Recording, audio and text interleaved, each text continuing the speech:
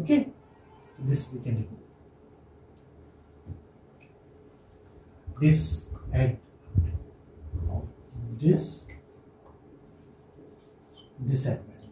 Okay, disadvantages. So we are talking about disadvantages. Yeah. The first, like when we were talking about the principles, we said that it's a combination of the two methods. What are those two methods? Direct method and grammar translation. Direct method and the grammar translation method. Very good. So you may say that it does not follow any set theory. This method does not follow any set theory. Okay, this is the first disadvantage. Which means this relies on other methods, and this doesn't have anything original, you may say. Like, if you are talking about disadvantages, if you are like seeing the negative points, if you are finding fault, then you would say this. What would you say? That it does not follow any set theory. The first advantage would be, when you are writing disadvantages, that means you're trying to find fault with the method. Okay, sometimes it's not a fault, but still since you have to mention it, you mention it. And sometimes the fault is not with the method, it is in fact the fault of the teacher. Fault lies with the teacher, not with the method. So yes, I said that it does not have what? It does not have a set theory. Okay, it does not have a set theory. This is, you may say, the first disadvantage. The disadvantage of this, it does not follow any set theory. It seems as though it is just a fusion, a combination of two methods, as you said, the translation method and the direct method. This is the reason why learners find it very baffling while contrasting the features of the two languages. Sometimes the teacher speaks in English and sometimes in Hindi. Okay, and he makes use of the structures of both the languages also. So this is very confusing for the students. This is very baffling for them. They get confused. The focus, same as in the translation method, continues to be on the grammatical structures. And not on the spoken English. We have focus on the spoken English in the direct method, but here it continues to be on grammatical structures. So that's a flaw. Resultantly, students find it difficult to give their dependence on the mother tongue. Okay, they continue to be dependent on the mother tongue. They cannot give up their dependence on the mother tongue. Is it okay? Yes, sir. That means it relies too much on L1. It relies too much on the mother tongue. When you rely too much, that means you do not learn the foreign language quickly and naturally and spontaneously the way you learn your own language. Okay, so what can be the second demerit, the second disadvantage? Over-reliance, you can say. Over-reliance. Over-reliance on the mother tongue. That is L1.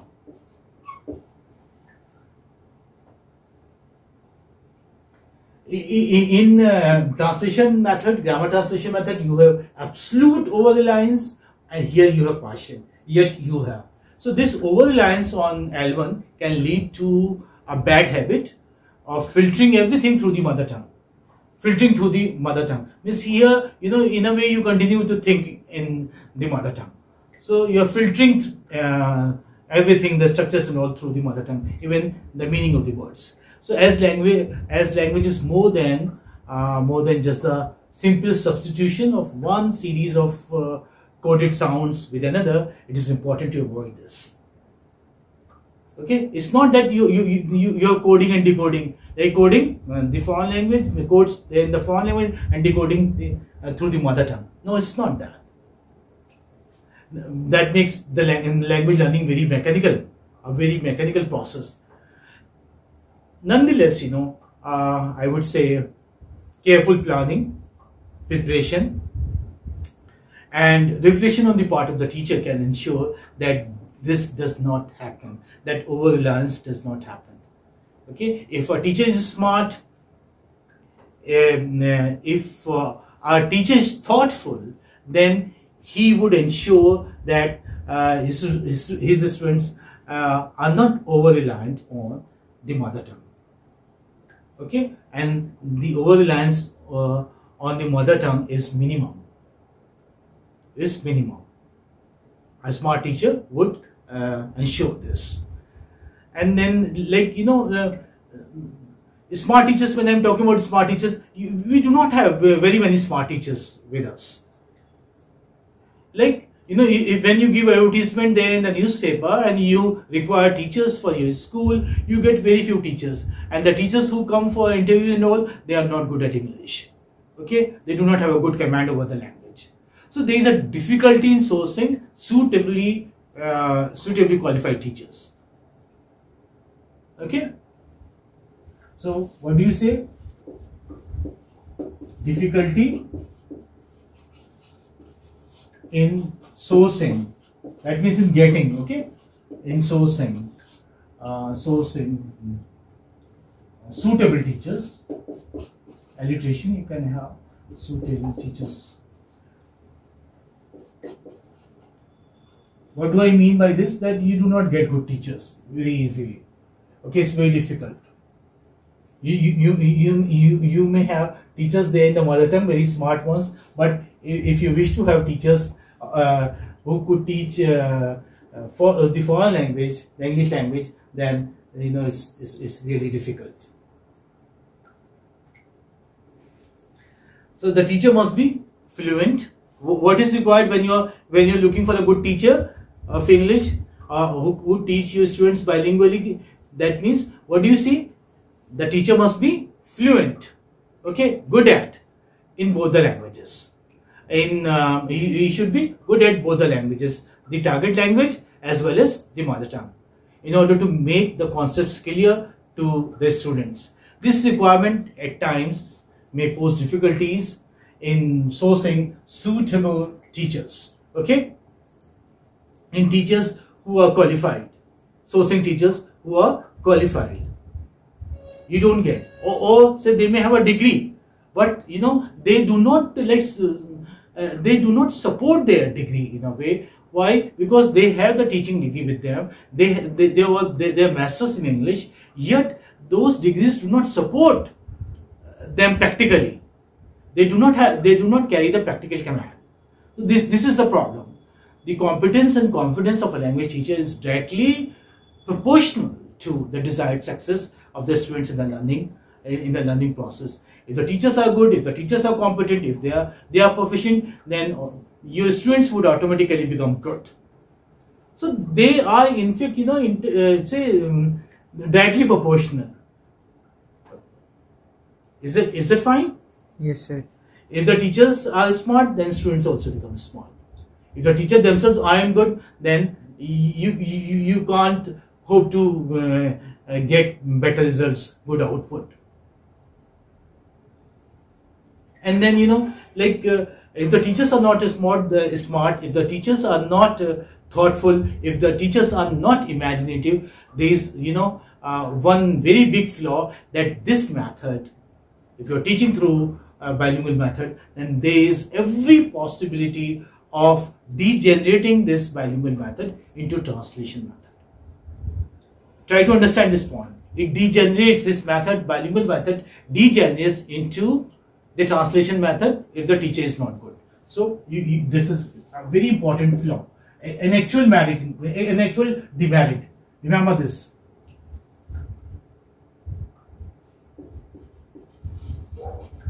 Degenerating. What did I say? I'm not writing the entire point. Degenerating into translation method. Okay, you can understand it. Translation method.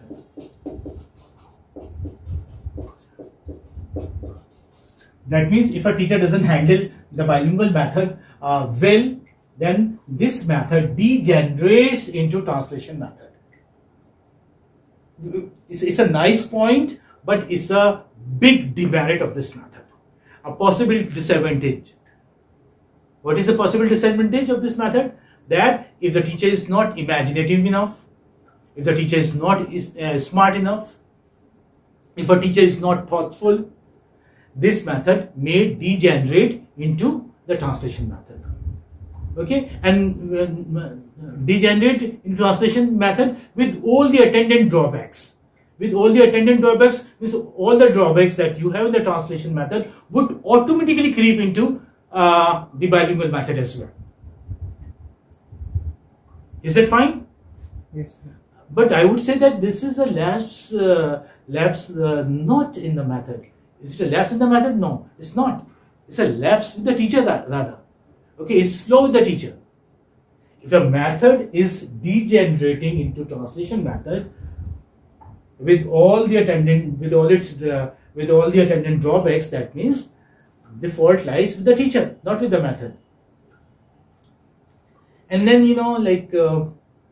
this is the reason why it cripples the creativity of direct thinking in English, because the teacher is speaking in Hindi, although students are not allowed to speak in the mother tongue. Yet if the students are taught through this bilingual method, then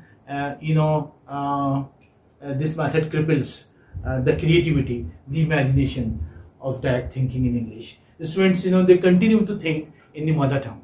So they are filtering the structure of the foreign language through the mother tongue, as we saw earlier.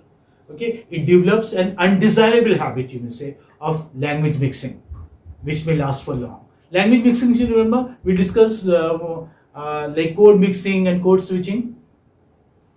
Okay, code mixing and code switching means when you mix the words of two languages, you call it code mixing. Like Jab We Met. For example, the title of the movie, Jab We Met. Now, the bilingual method of teaching English is not followed smartly. If the teacher is not smart enough, then what happens? This method cripples the creativity of direct thinking in English. Means students cannot think in English directly. They remain dependent on the mother tongue. So why? Because this method, bilingual method, develops an undesirable habit of language mixing, which may last long at times. If this language mixing, dies away very soon, then it can be endured. But if this language mixing continues, I hope you understand what language mixing is. Language mixing is code mixing and code switching. Code mixing is, when you combine words of two languages. For example, Dil Mange More, Yehi Hai Right Choice Baby, or Jab We Met. So what are we doing? Here we are mixing words of two languages, the foreign language and the mother tongue. This is called as code switching. Code mixing. No, code switching is different. Code switching is, when you speak in one language and then you switch over to another language. For example, students who are taught through bilingual method, they have the habit of code switching. Means they would speak English language, they would speak 3-4 sentences in the English language, in the foreign language, then they switch over to their mother tongue. This is not a good habit. Like, you should have confidence to speak one language throughout. If you are delivering a lecture in English, then you should be able to deliver a lecture in English throughout. You don't have to rely on the mother tongue. Is it not? Means you shouldn't fumble for words. If you are fumbling for words, that means you have not gained practical command over the language. So what's the problem with this method? That it cripples the creativity of direct thinking in English. I can even write this. This is, this method cripples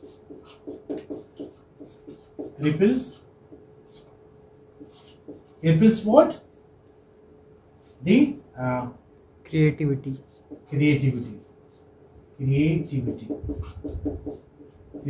of direct thinking in English, direct thinking in the foreign language, direct thinking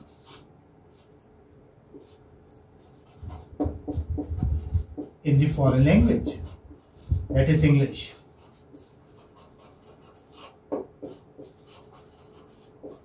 Here we are talking about English. Okay. So it cripples. This is K.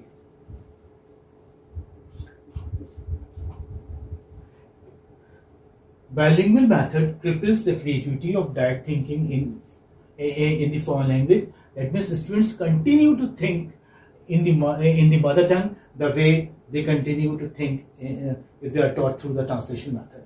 So this is a big flaw, and this happens only when the method is not handled judiciously. If the teacher isn't smart, if the teacher isn't imaginative, or the students he is teaching are not good. Is that fine? So it cripples the creativity, I said, of direct thinking in English and hampers the fluency of spoken English. It hampers the flow. Mother tongue is a kind of obstacle, an impediment. Why? Because students keep thinking in the mother tongue, so they do not attain fluency of spoken English. As a result, the learning process slows down, and students take longer time to learn and be proficient in the target language. Okay. And as I said, like this method, okay, you can continue to have this method at the initial stage, but once your students have gained practical command, then it is better to switch over to the direct method. So I would say that this method is not suitable for the advanced learners, for the advanced level of students. When you're teaching in a university or in a college, then it's better to teach through the direct method. So this method is not suitable for the advanced level of students. Not suitable for the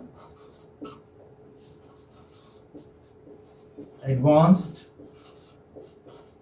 level of students.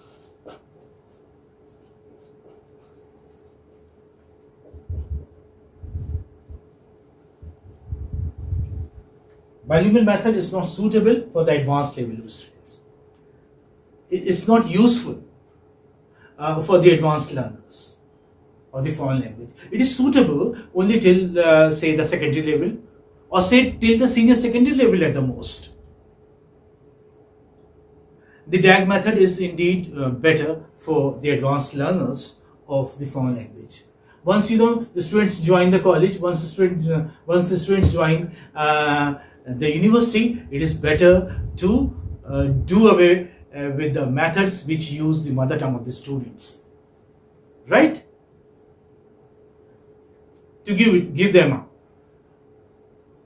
It's not advisable to teach either through the translation method or through the bilingual method if you're teaching there in a college or in a university. Well, so by now you have discussed all the three methods. They are the major methods of teaching. They are the ones which are followed everywhere, all over the globe. Translation method is still followed, bilingual method is very widely followed, and even it's admired also. It's a favorite of many teachers and many students. And indeed you have the direct method for teaching the advanced learners of the language. Okay? Yes, sir. So after having gone all the three major methods of language teaching, one may arrive at the conclusion that the bilingual method has some great advantages. It does have some great advantages. It's a favorite of many. Okay, but the grammar translation method and the direct method, for that matter, they have their advantages too. Okay, they are also favorite methods of many teachers. If you go around, you would still find teachers, like teaching through the translation method, or some are so strict and so particular that they do not switch over to any other method. They teach through direct method only, whether their students understand or not, because they believe that if they are switching over to the mother tongue, then the students might not learn or would not learn the foreign language. So some teachers are very strict. Therefore, I would say, Like every method has got advantages and disadvantages. The first question, when we started discussing the methods of teaching, was asked to me which method is the perfect method. So again, I would come back that the cycle is completing in a way. We are just going back to the point where we started, that don't be a slave. Okay, don't be a slave to any specific method. Like that isn't the most effective tool for your students. If it's not helping your student, and there might be a number of merits of that method, that means you shouldn't adhere to that method. You shouldn't follow it. Advantage. There can be a number of advantages of the direct method. If students do not understand, it's better not to follow that method strictly. Is that okay? After all, know your audience. Know your audience means know your stuff, the students that you are teaching. Now, know your audience isn't only the first rule of comedy or movies or theater. How do they make TV? Like TV serials or movies or dramas. They have the audience in their mind. Okay, to cater their taste only, they make their movies and all. They know what their audiences are going to appreciate, so they have the same thing. Same is the case with your classroom teaching also. You should know your students. If you know your students, if you know their level, then you can make yourself a good teacher. You can teach them to the satisfaction of your students.